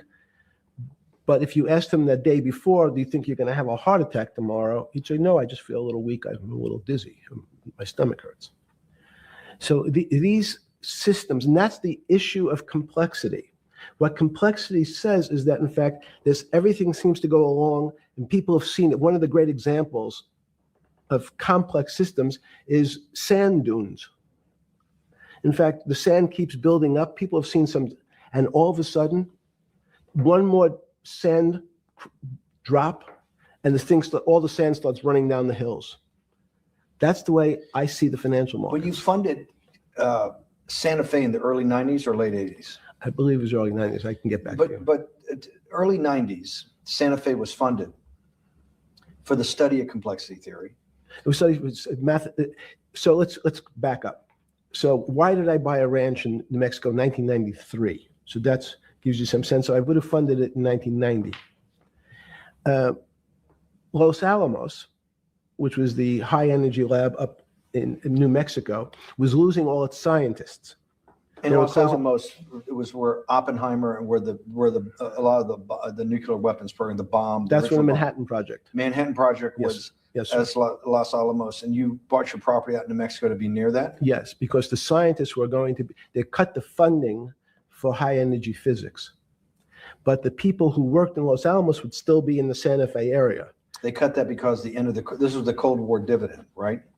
I don't remember exactly why. It was because, again, people thought that physics and high energy physics really wasn't that important. Because that was about nuclear weapons. No, it was because they decided, which may be not right. This was the same time that Murray Gell-Mann came up with the term quark, Q-U-A-R-K. He picked it out of an old poem, the word quark, but it was mysterious. So they were starting to understand in the 90s that our world of the physics world, there was things that were just unexplainable. They called it strange things. You gave it a name. You gave it some characteristics. You called it had charm, was one of the terms. It had a charm. It had a flavor. It had a color. But no one, Mr. Bannon, understood what it was. Just like the financial system. And you wanted to investigate that? I wanted to see if we could build tools so others smarter than me could help investigate it. And that was the beginning of your concept of the Santa Fe Institute? Yes. And Santa Fe Institute was founded to do study in this type of... Can these areas of strange things be described by some form of mathematics? So that's what I'm trying to get at. The foundational thought, the organizing principle of Santa Fe, yes, in the high physics lab at Los Alamos, right, which had been the headquarters of Manhattan, and the Trinity Project, right, the bomb. Yes. So you're talking about the elite, the high priest of physics. Of physics. Yes, sir. Which high priest of physics, some subset of that is also mathematics. Yes, they're both similar. Project out. One of the tools you want to do is to make sure that in this complex system, the finance system, I'm doing a lot of this for philanthropy and a lot for the good of mankind, but also to be able to understand this complex system, the most complex outside of maybe our body, of the financial world. Yes. Did they create tools, or were you smarter in than the mid-aughts 15 years later than you had been then because of work that was done at Santa Fe? No, it was great. But in fact, most of the money, most of my philanthropy in the area of, can you describe things that appear to be unexplainable by mathematics? And can you fund people who have new ideas? And unfortunately, when someone thinks they've been able to, there was a man, Stuart Kaufman, when they think okay, I figured out how to be able to predict the unpredictable, what appears to other people to be unpredictable. But my system, in those days it was called genetic algorithms, can predict what things will happen, and they all want to make money. So they use their systems to try to figure out, they know they have figured out the way to make money because they figured out the unexplainable. They try, they go bankrupt, and we start again. So with a cold view, what I've come to realize is that the attempt to mathematize, formularize, or what in your prior work, to understand what really is, in today's world, still unexplainable, is impossible. They're miracles.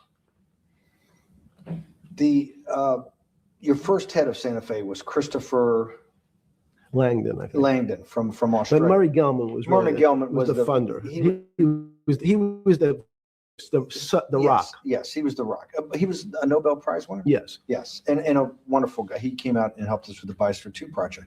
He came with Chris Langdon. Yeah. Chris Langdon was the operator, the day-to-day guy. Chris was doing artificial life. Right. Murray tried to lead his own artificial life. Yes.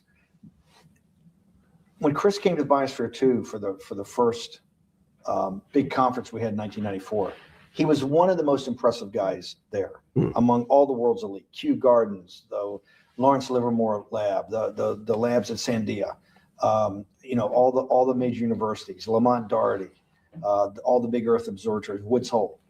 What set Langdon apart, I thought, and the reason I invited Santa Fe to be part of it, was Langdon actually made a presentation that everything, and he was making this to scientists, a lot of marine biologists, a lot of people that are just beginning, Wally Broker and people who were just beginning the study of climate change, at that time called global warming, that he made this compelling presentation that everything's really mathematics. Yes. It's all just back to math. And you have to, all these experiments you do, you're not, one of the reasons they're not considered by the high priest in physics as being real experiments is that they don't have a mathematical basis to it, and everything has a mathematical basis to it. Langdon seemed like a radical visionary. What happened to that concept? You go back 350 years. So you have Isaac Newton, you have Leibniz. From move forward, you have people like Heisenberg and Gödel, and what every one of those mathematicians and philosophers came to understand is that there's numbers can describe certain things, approximate certain things.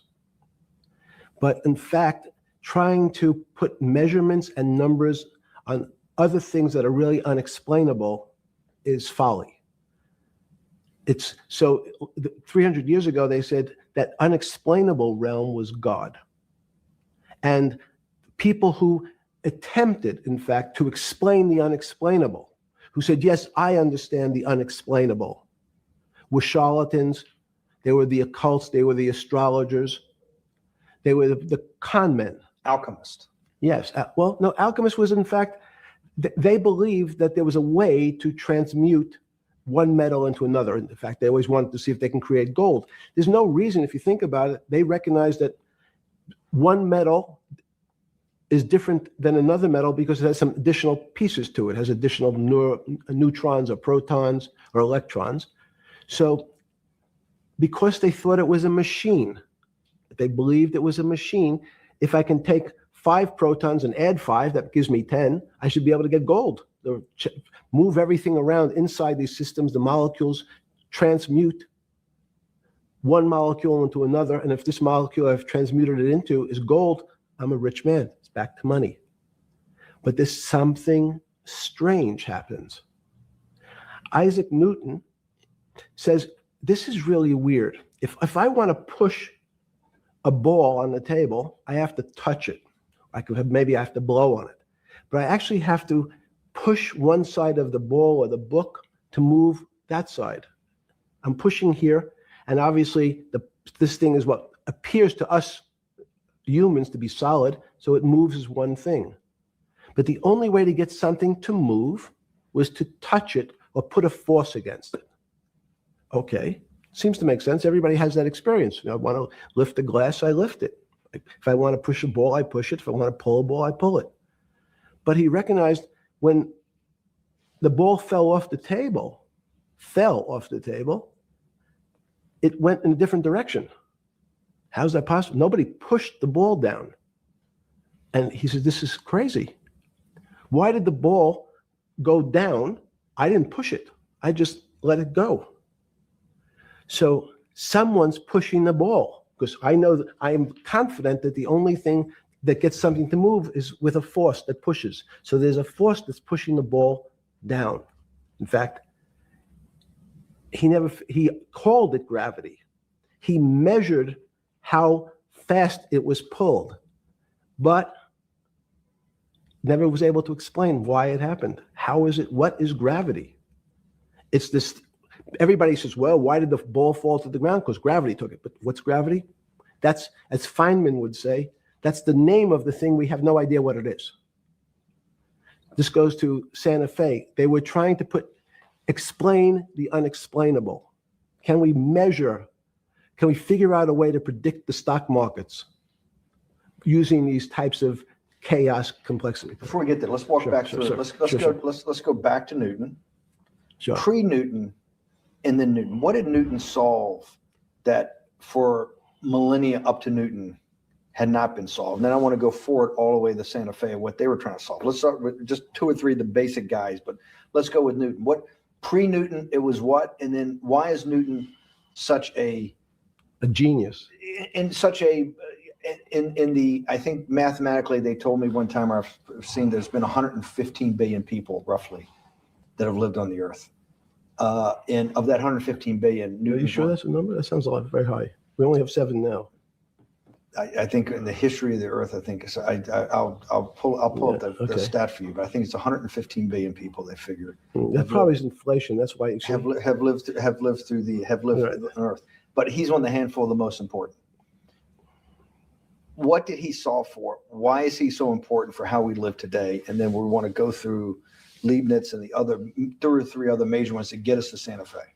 Well, it's a long journey. This is the heart of what we're trying to do. Let me take a bit of a detour just a second. What if you went to high school and the last year in your high school, you took calculus. So Isaac Newton sort of invents calculus. Well, that sounds mathematicians to torture seniors in high school before they graduate. Yes, but obviously no. Yes, the answer is yes. Certain people could never do calculus. Why is it? Why is calculus so? Why is that the dividing line between, to me, people who can handle that and can go on to do certain things, and people just hit the wall, even if they know math? It seems to me that there's that calculus is the thing that changes. It bridges. That's because it's about the theory of change and the theory of how things change. It's a great question. But in fact, what calculus does is it's somewhat philosophical. That's why mathematics is Newton wasn't a mathematician. He was called a geometer. That's what they used to call themselves. They understood geometry and numbers. But there's an old conundrum where it says and during Pythagoras' days, Zeno's paradox it's called, where they said, well, if the wall is 2 feet away from me, and I take one step that's halfway to the wall, that'll be 1 foot away. And if I take another step that's half again, that'll be half a foot away, and then 1/4 of a foot. I could walk forever but never touch the wall. Doesn't sound realistic, doesn't make any sense in our real lives of the physical. But what Newton understood is many problems were like that. Many things approached the wall, or in calculus, approached the limit, but never really reached it. So he said, it's okay, you don't have to reach it. We can do lots of the mathematics as if it was so close, it was almost there. And we could do lots of mathematics almost being at the limit. And this is really important, Steve, for today. Because most of the science up until today was things that are starting to approach the limit. You were taught in high school that if you had 1 divided by 0, if you remember your high school algebra, You were told, what's the answer to that? Is there an answer to 1 divided by 0? No, if you were in high school, it's like, stay away from it. It's the boogeyman. You could write it down as it's undefined. It's not able to be determined. There's a bunch of things. But in fact, 1 divided by 0 is a strange things happen. It's a world of the strange. And what I'll explain to you after is that when you get 1 divided by 0, you get into a world we don't know what happens. The answer is it's not explainable. We can call it things like undetermined. We can have a convention to say it's X, Y, or Z. But in real life, we don't know what happens when you are actually at the limit. So that's Newton thought the same concept, is that the limits were God. You got close to God, but you can never be God. We had this sort of religious interpretation. Okay, I want to go back to Newton. Why is Newton such a big dividing line in mankind's history? What is it about Newton? What is it about what he's trying to solve? What did they not know beforehand? And because we live to a degree in a Newtonian universe, although I realized later subparticle atomic physics, but at least for a while it was Newtonian. So what's the dividing line? Why is he so important? Why is he an inflection point in mankind's movement from the swamp to the stars? It's a great question. The stars was by Kepler. What Newton starts to allow us to do is to make accurate predictions. Remember that we've talked about that with money, about the things in our physical world, how cars, he didn't have cars then, how horse carriages moved, how bowling balls moved, how pool cues and pool table balls. And people tried to solve that before Newton? Many Heraclitus or Plotinus, Pythagoras had these greats that we hear about, had they tried to solve the same problem? Not the same problem. They try to, again, what Pythagoras does, he starts to figure out this relationships in triangles. For example, everyone knows the a squared plus b squared is equal to c squared, that Pythagorean theorem, which is basically says these shapes in a triangle, each side of the triangle has a fixed relationship with the other two sides. That's strange. He knew, again, but it was all numbers. This was a system of things in the physical world, and Pythagoras says we can start putting numbers on things that help you predict how they will behave. You can add 2 triangles and make a square, some different shapes. They were looking at geometric forms. Newton says, well, I want to know how planets move. I want to know how things around me move. Can we find formulas? Can I find formulas that explain what I see in the physical world, how physical things interact and how they describe one another? Again, the fact that 2 solid masses, for some very strange, unknown reason, unknown today, attract one another, no matter what they are. People have seen the experiment. You hang something, 2 little metal balls from a string, they move towards each other. In fact, they move towards each other was very specific. So when you drop the ball to the floor of this room, Newton says, in fact, the room came up a bit to meet the ball.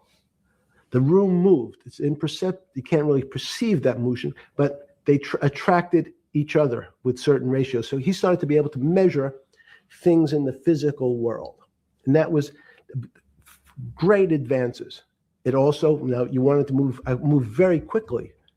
Unfortunately, most people, especially in the 20th century, 19th century, said, well, like Newton, let's measure everything. Let's measure people's behavior. Let's measure their psychology. Let's measure their health. You go to we could have my blood test. Let's measure everything. We measure Wall Street. Their voting habits. Measure. Can we put a number on how much I care for my wife? Could I put a number on how I feel?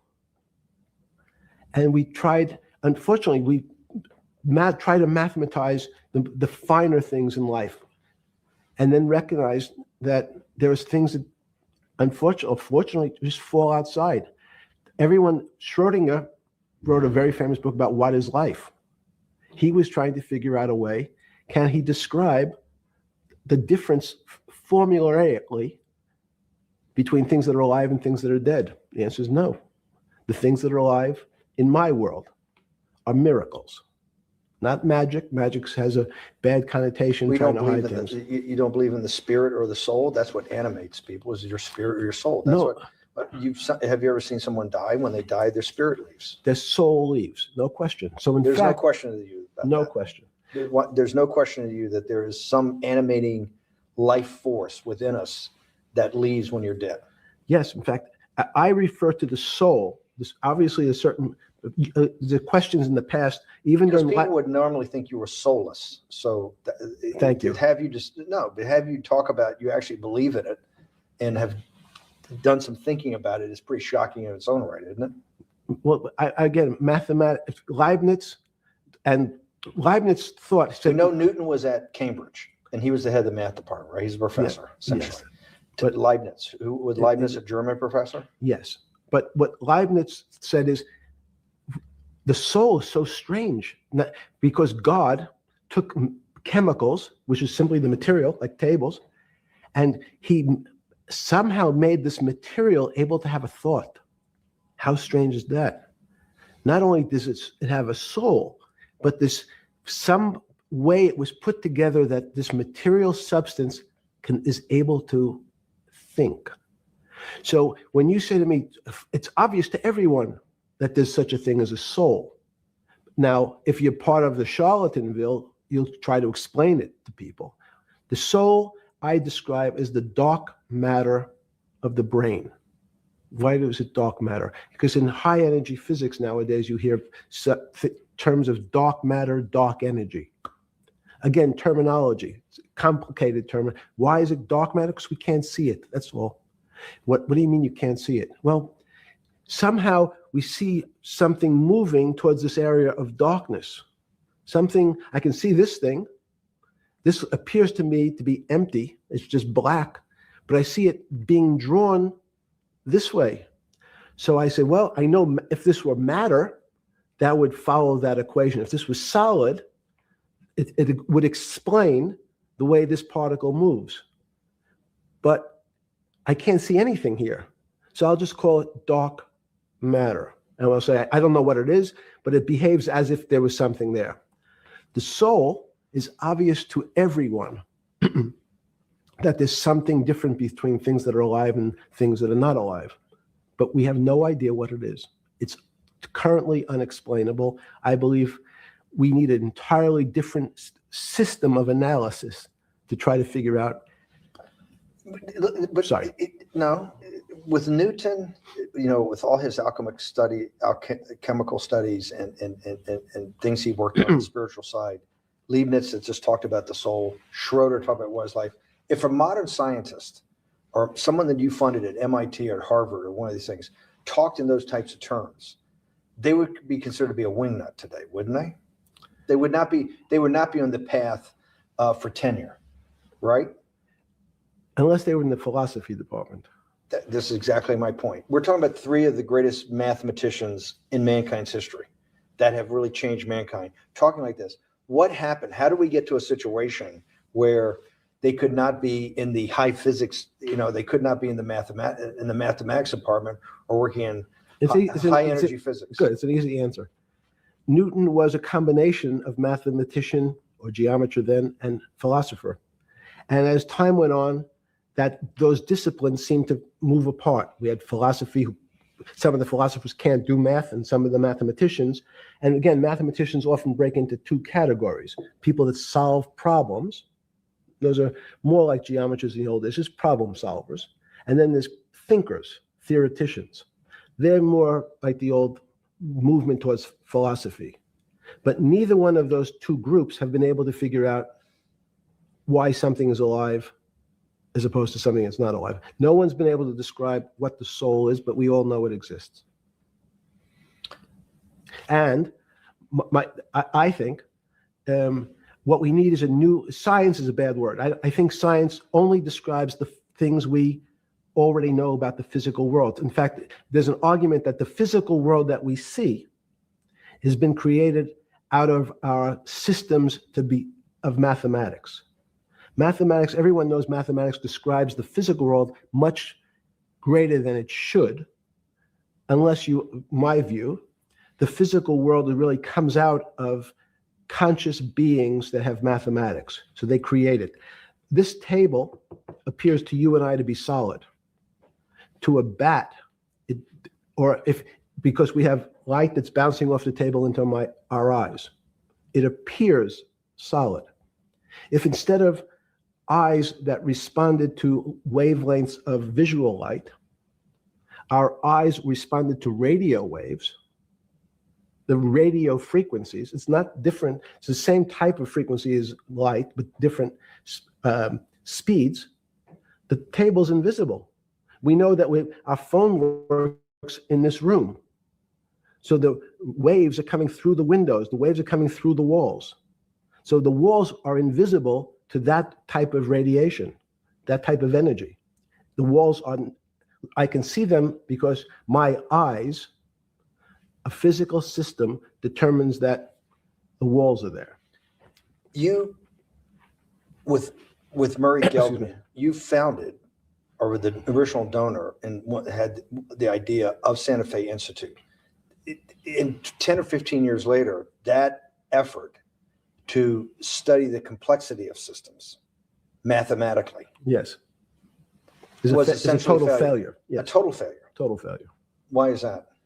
It's the failure of science because, in fact, if to some extent science doesn't describe romance, I don't know why I'm attracted to somebody.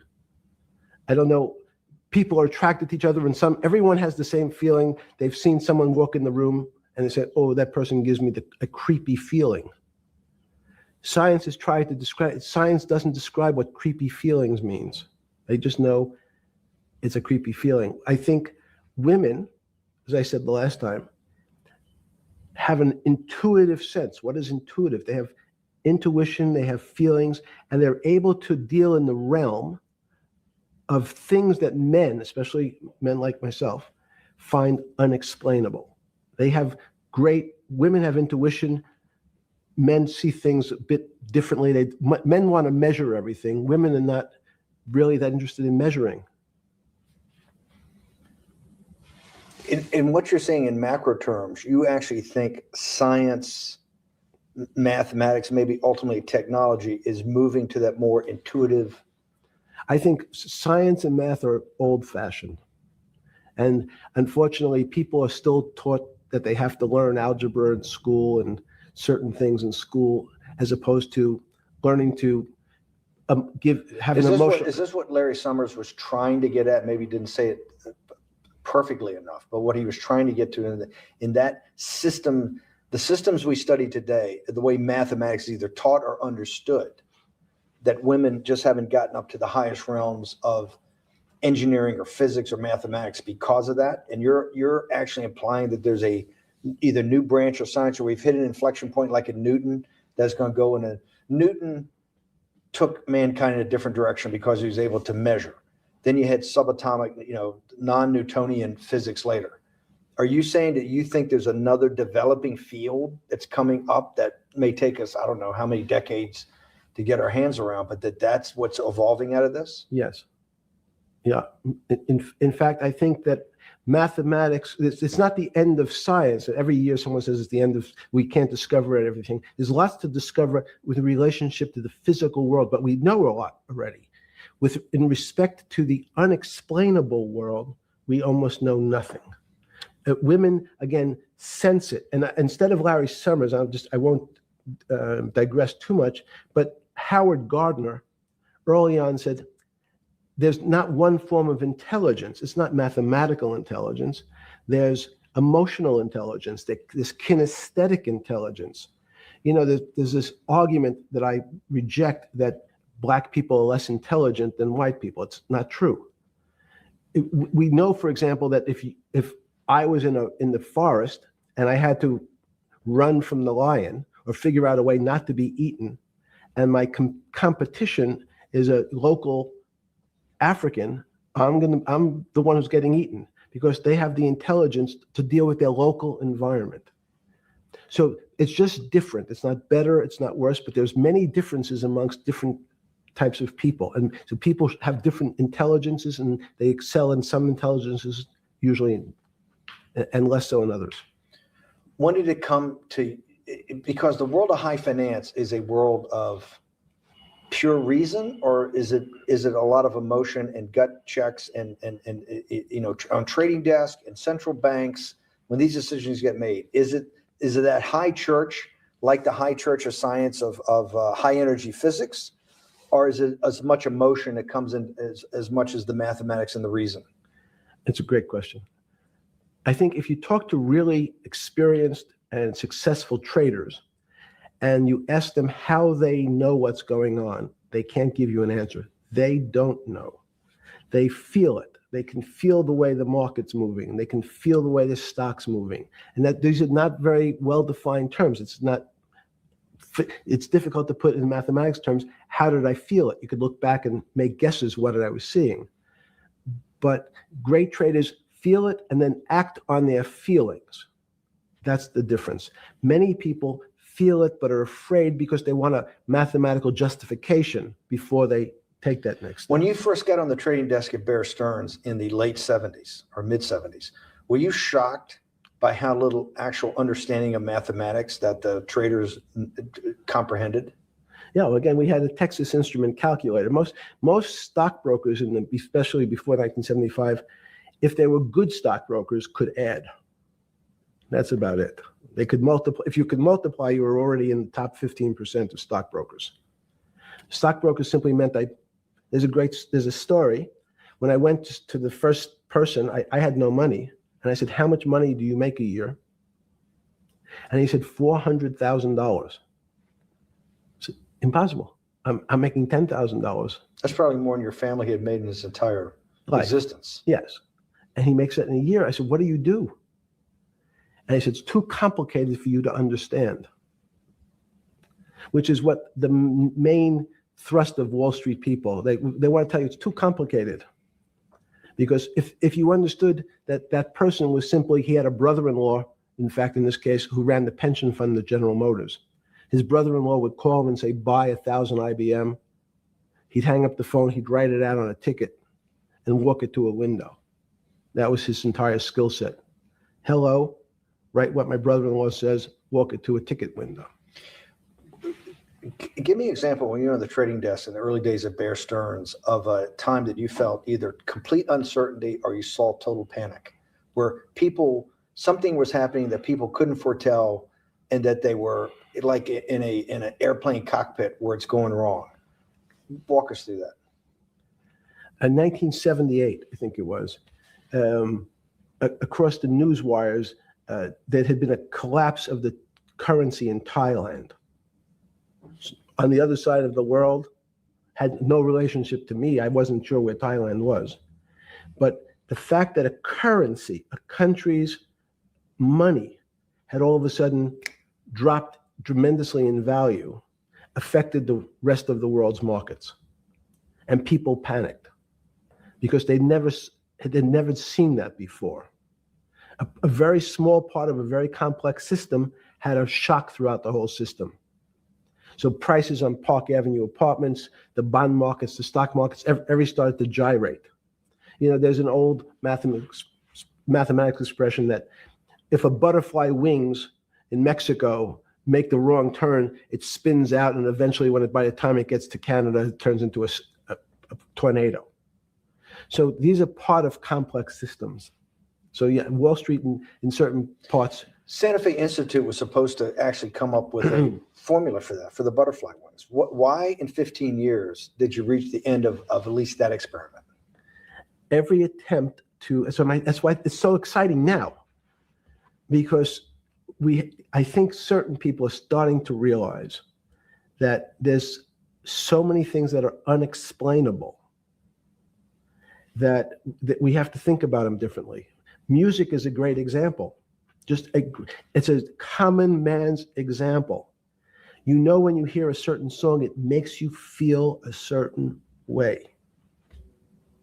How does it do that?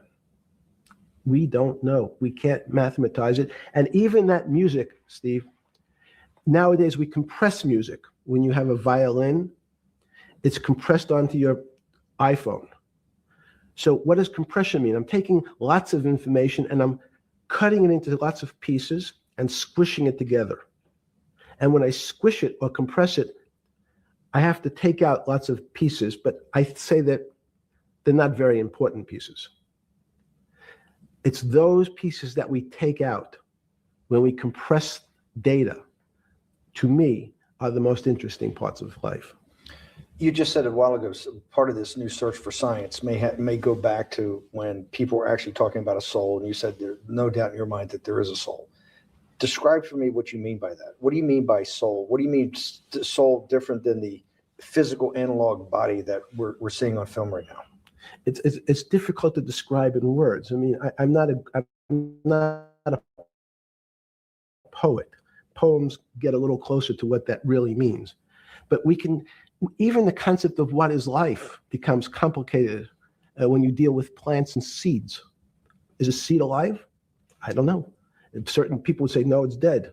When you're a banana, one of my favorite examples is the banana that's sitting on the countertop in your kitchen today. Is it alive or dead? What do you think about human life? What is human? Tell me about human life. But your banana is alive. That banana is breathing. It's on your. You say that's impossible, Jeffrey. No, it's not. Is the banana conscious? All these words. These are words. So everyone's trying to fit a very complicated concepts into a very small box called conscious or alive. These don't fit in that way. So if you put your banana in a bag and put another fruit in with it, the fruit ripens faster because the banana breathes with it. We don't understand most of those things. So you asked the big question. Sorry. You talk about the life. What about human life? What about it? Tell me what do you think? What do you think human life is? It's a miracle. It's a miracle. And when I say miracle, I can't explain it, and I make no attempt to explain it at the moment. We don't know how to think about it. And anyone, it's again another one of the Feynman quotes when he was talking about quantum physics. He said, anyone, Jeffrey, who says they understand quantum physics and quantum mechanics and quantum behavior, they're lying. Let's talk about it. That's post-Newtonian. Talk about what's the difference. Who founded quantum mechanics? Why is quantum mechanics taking Newtonian physics and taking it to the next level? It forms a much broader category. Let's go back to this desk. You use the thing of Newton using this desk. Why can't Newton's theory explain everything? Why did subatomic quantum mechanics or quantum physics have to come in to explain this? Well, so let's go right back to square one. Why is it called quantum physics? So quanta is a word that simply means packet, small amount. So it's quantized. So when we recognize that this table appears, another very complicated word, solid to us, it's really made up of molecules or atoms. And atoms, we've given lots of names to what some of the behaviors. If you were in school, when you and I were in school in the 50s, the model was a little center thing in the middle, and an electron went around and around it. It was seen as a ball that went around and around it. And as we started to look at, say, well, let's see what this ball looks like. I want to be able to examine that little thing called an electron. We found that there was nothing there. There wasn't the thing. It was simply a cloud of energy that we can call an electron. So we already started to see mysterious things as we go into very super small quantities, quantum physics. So quantum physics started to go into the very small, and at very small distances, we see things that we can't explain. We just cannot explain. How am I doing on time? 4 minutes. Fine. And to summarize, no, sorry. Let's go back to human life. When do you think human life starts? It's not these. So you see, this is the question. You're asking me to measure something again. It's the disease. It can't be measured. You just hate making commitments. That's why I'm not married. I'm peeling this onion back a layer at a time. all your bullshit and happy target can't be measured like that, is that to say measure it's a commitment. You don't even like a commitment when you answer a question. I don't As know. they say in golf, commit to the shot. I don't know what it means to be measured. You do know what it means to be measured. You're one of the leading currency traders, hedge fund guys, or stock market financial wizards. You're in the high priesthood of high finance. You certainly know how to measure. That's why you're a billionaire. Any other answer besides that is total and complete bullshit. And you know it. I know very few things. You know things can be measured. You measure every day. You weigh and measure every day. You weigh and measure people. You weigh and measure leaders. You weigh and measure economies. You weigh and measure politics. It's a very good. You great. weigh and measure. You weigh. Hang on. Your whole life, in fact, is measuring. So what you've now done is a great thing. Is you've used the word measure, a mathematic term, in the common vernacular and abused it. So I don't even recognize what it means. It's so abusive to my field. Why? And let's go to that. In mathematics, measure means what specifically? There's no specific. It's an approximation, or giving something a number. Einstein We're said, not asking you to go to the 9th decimal point. You didn't say that before. No, you're not going to the 9th. I don't even. What if I say measure how tall are you? You'd say, in your case, 6 foot. 6 feet. But is it 6 foot 1 inch? Give or take. It's between 5'11" and 6 feet. But what's that? So the question is, I want an accurate. I got Zeno's paradox. I don't even know what it means to measure you. Am I measuring the top of your hair, the top of your skull? The finer, the more. You're being rabbinical. This is like. I shaved my beard off. I used to be rabbinical. No, my point is, isn't that going through the Torah where you're parsing every definition? No, so, however we broadly define measure, your life literally is about measurement, is it not?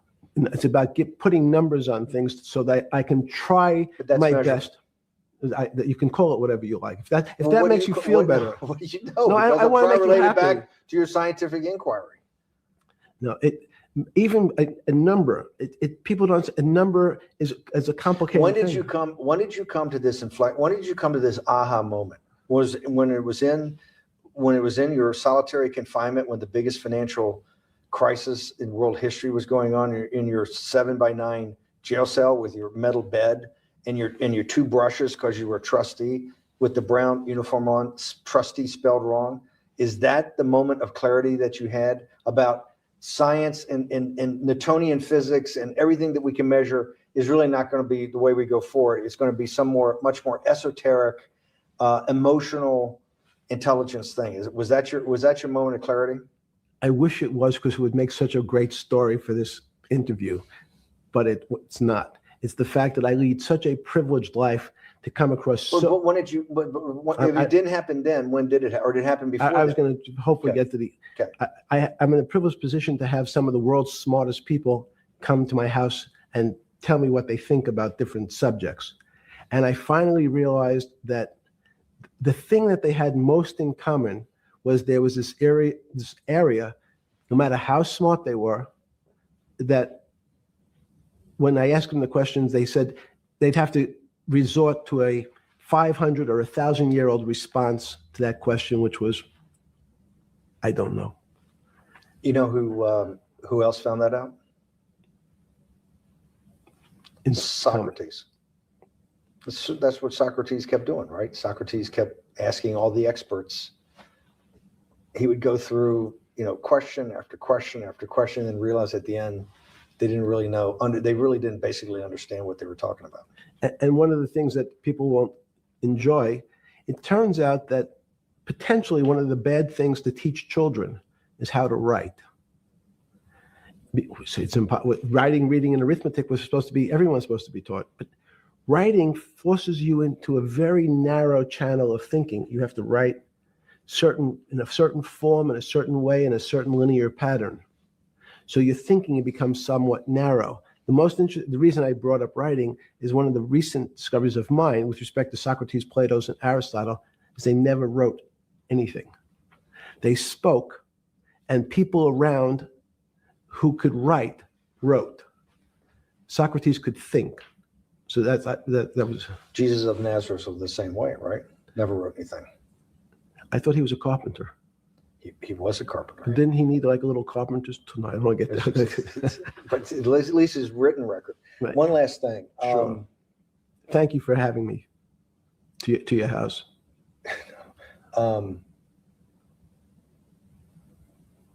Vegetable juice. Let's go back. Look what vegetable juice does. When did that, the beginning of that, was there any one aha moment in all these great thinkers? Did it happen before 2008? Was it after? That came up over, I know, many years, but when did you actually realize, hey, something new's got to be developed? Yeah, that's great. Is that because again, I'm privileged enough to have people around me who've given lots of philanthropic gifts to institutions of higher learning. And when I said the impact, how do you judge the impact of your giving? And we sat down and said, no really new ideas have come out. And I realized that, of course, it hasn't come out because we've been looking at using science and mathematics, and it's the wrong tool.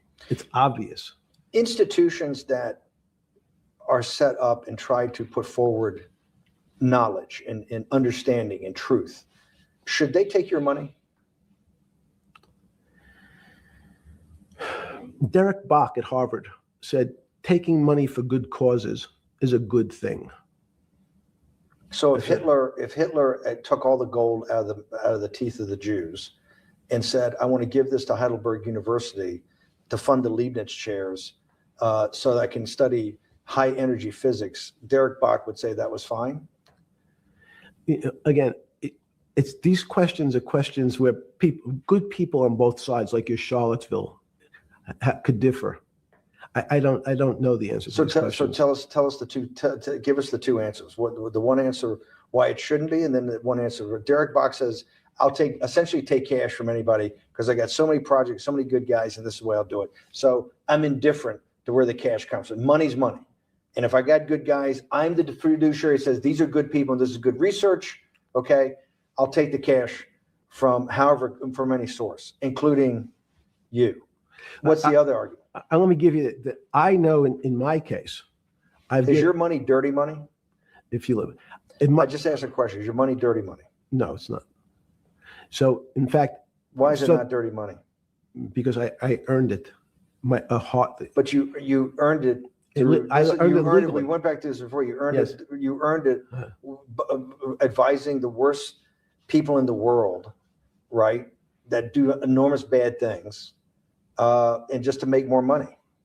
So instead of asking me the question, should you take the money? Because I think it's a legitimate question. You think it's a legitimate question? Yes, no question. Because I think ethics is always a complicated subject, but I can tell you that with the money I gave to help try to eradicate polio in Pakistan and India, instead of asking me whether that money should be given to these children for vaccines, I think you might want to ask their mothers who received the vaccine, who know their child now won't get polio, and ask them if Epstein should have helped these people. You're a mathematician. If we walked into that clinic where they're giving that money out to these people that are in the most dire straits of poverty and sickness, and told them that the money was coming from class 3 sexual predator? Tier 1. Tier 1's the highest and worst? No, I'm the lowest. I'm the lowest. You're the lowest. Okay, tier 1, you're the lowest.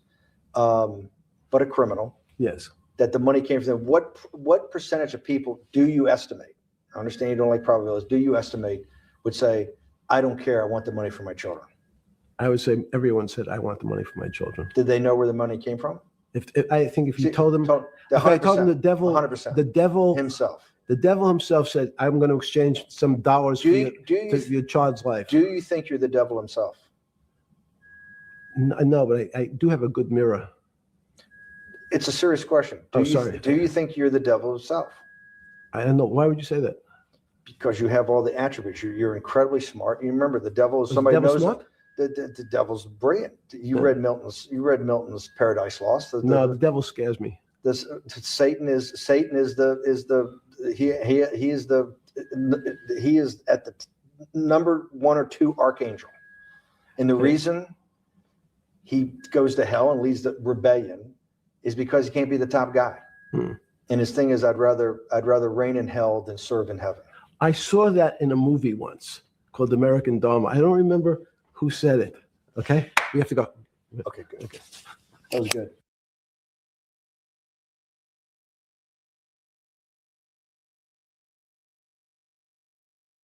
Are you still talking about Jeffrey Epstein? Yes, we are. Because if nobody cares about Epstein, then why all the deflection? Earlier this year, the Trump administration made a big show of releasing files. They gave binders to conservative influencers, they promised transparency, but did not deliver. Flash forward to December, and we finally got some new documents. But while everyone was losing their minds over Bill Clinton in a hot tub, did you hear what Rep. Thomas Massey said to the press?